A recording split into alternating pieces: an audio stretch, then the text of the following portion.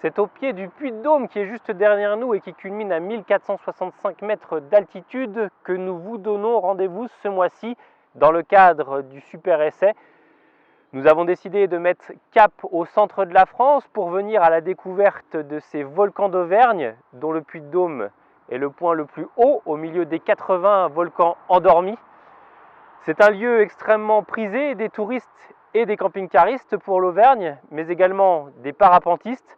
Alors, sans plus attendre, nous aussi on a décidé de prendre notre envol pour aller à la découverte d'un véhicule qui fait quelque part figure de régional de l'étape.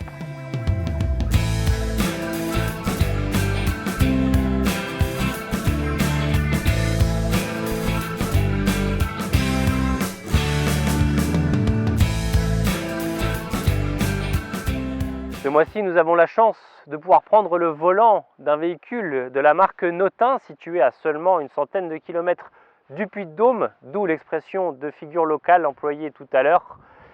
Le modèle à côté de nous fait partie de la gamme Progress, soit l'entrée de gamme du constructeur, qui se compose à la fois d'intégraux, mais surtout de profilés, comme l'Almeria à l'essai.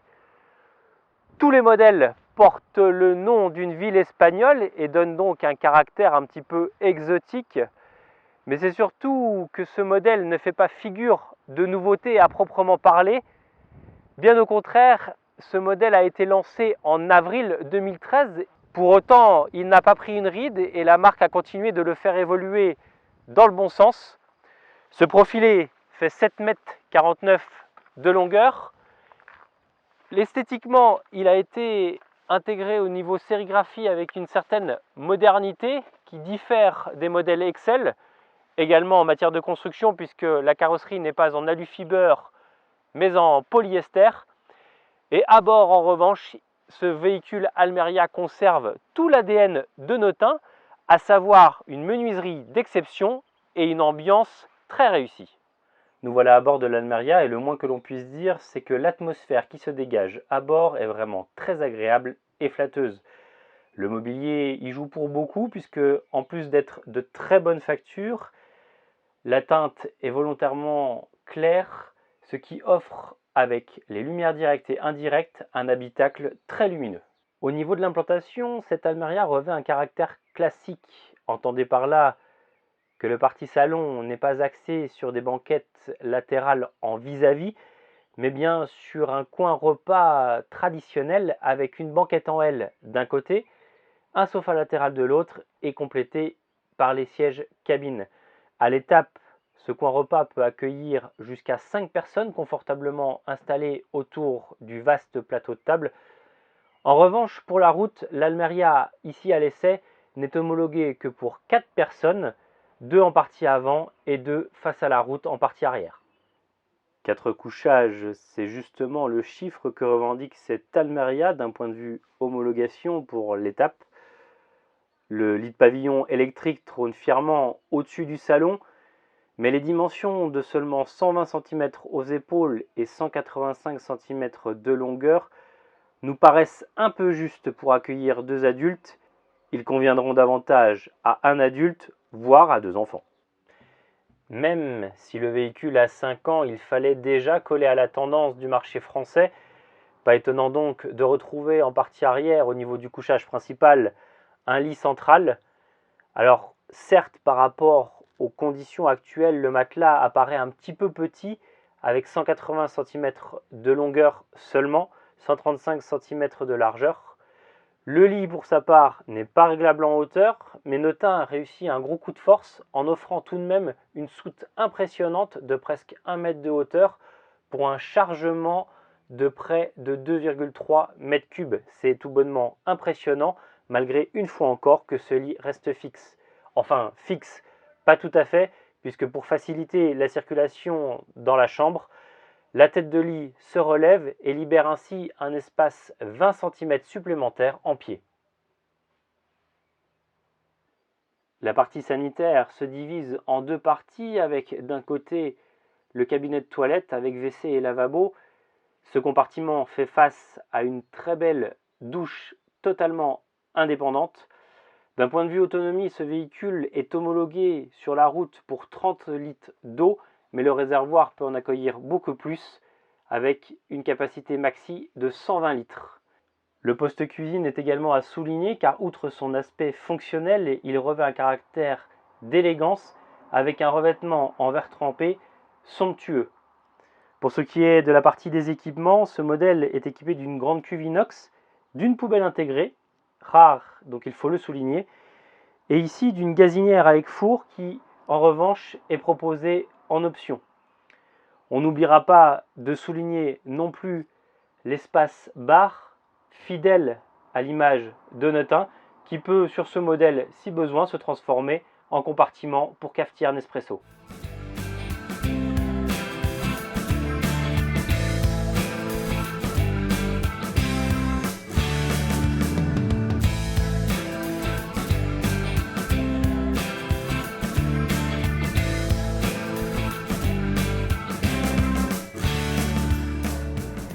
Alors sur route, cette Almeria nous a procuré de bonnes sensations, malgré une fois encore les 7,49 m de longueur.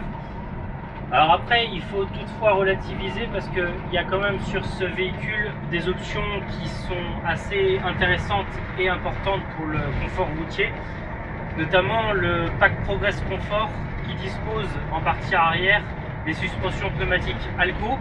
Et pour la partie cabine, alors outre le design de la cabine grise, voilà, qui peuvent paraître un petit peu secondaires, eh bien le porteur profite du régulateur de vitesse et surtout du réservoir de 90 litres d'essence, puisque de base il est de 60 litres, ce qui permet quand même d'augmenter considérablement l'autonomie du véhicule, non négligeable, sachant que par exemple là on arrive quasiment à 500 km depuis notre départ et que la conso moyenne est de 11,3 litres.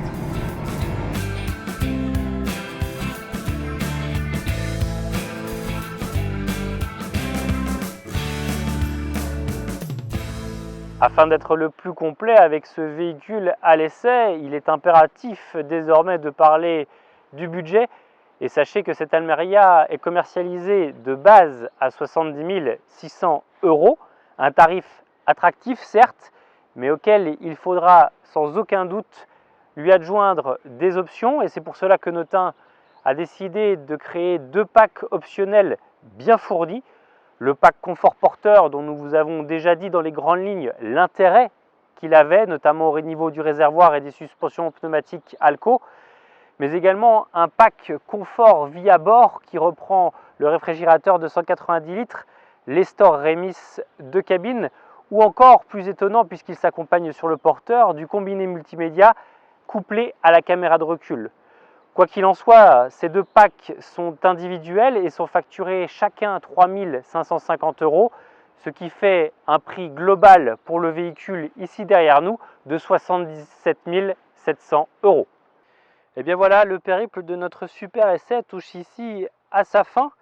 Et il est intéressant de souligner que ce Notin marque là le dernier super essai de la collection 2019 en ce qui nous concerne. En effet, le mois prochain, nous ne vous donnerons pas rendez-vous dans un autre endroit de la France pour un essai longue durée, mais bien pour découvrir en avant-première les nouveautés qui feront l'actualité du millésime 2020. Alors pour ne rien rater de cette chaude actualité, nous vous invitons d'ores et déjà à vous abonner à notre chaîne YouTube pour découvrir toutes les vidéos, mais également nous suivre sur les réseaux sociaux comme Facebook, Instagram, ainsi que sur notre site internet www.campingcar.com. En attendant, prenez du bon temps et comme à l'accoutumée, nous ne dérogerons pas à la règle de vous montrer de superbes monuments historiques qui ont jalonné la route de notre super essai. Derrière nous, le château de Val qui se manifeste par ses 4 tourelles d'angle et surtout par cette restauration magnifique. Il est situé dans le Cantal et dispose à ses pieds du lac de Bord-les-Orgues. Alors ce lac, en plus d'être somptueux et relativement sauvage, il a la grande particularité d'être une frontière naturelle pour les départements du Cantal donc, mais aussi du Puy-de-Dôme et de la Corrèze. À bientôt!